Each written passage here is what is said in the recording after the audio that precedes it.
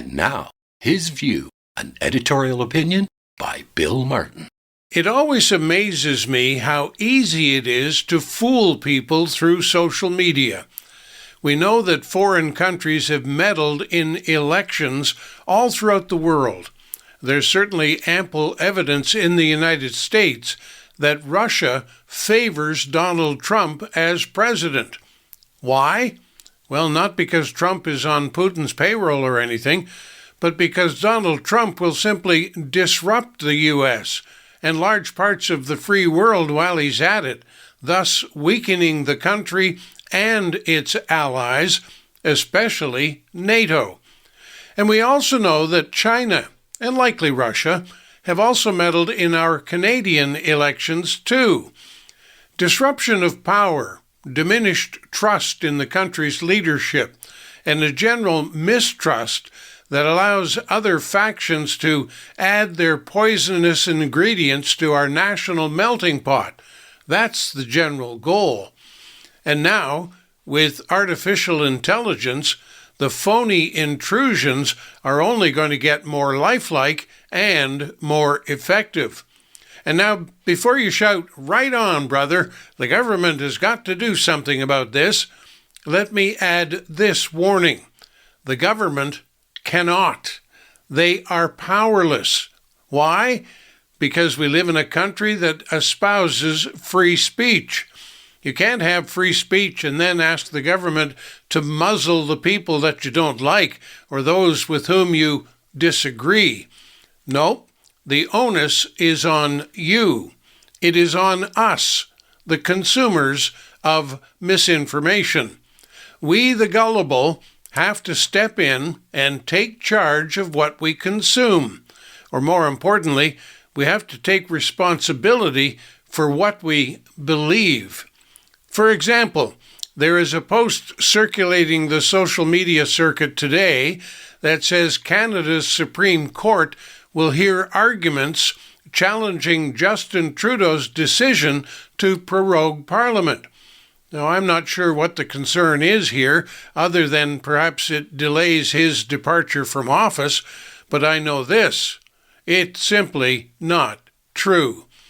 The Post adds its usual proviso, those little tidbits they throw in an attempt to make it all seem more real.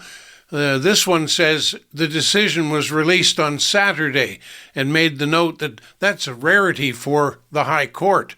Rare, all right. The Supreme Court does not sit on the weekend at all, and it does not sit, of course, in secret. The court also knows that Justin Trudeau does not make such a decision, because it is not his decision to make. The Prime Minister has to ask the Governor-General of Canada for permission. The only person who can make that decision is the Governor-General, and it's not the business of the Supreme Court anyway. Now, this was an easy one to spot. Most of the phony stuff is much more complex, sometimes really subtle, but it's always destructive. We live in a society of gossips. That's it. This is just the fancy, bigger, high-tech version. People who know just enough to be dangerous, and their vehicle for distribution? Social media. It just happens to reach the whole world. Now, gossip was once delivered in a huddled whisper, and now it's screamed through space. There is and has always been a defense to gossip, and it is you. You paying attention to the truth and keeping watch on public decency. When somebody wants to tell you a secret or wants you to know what other people are saying, or worse, when they post to social media, here's exactly what you should do. Ask yourself 3 questions. 1, do I need to know this? 2, is it true?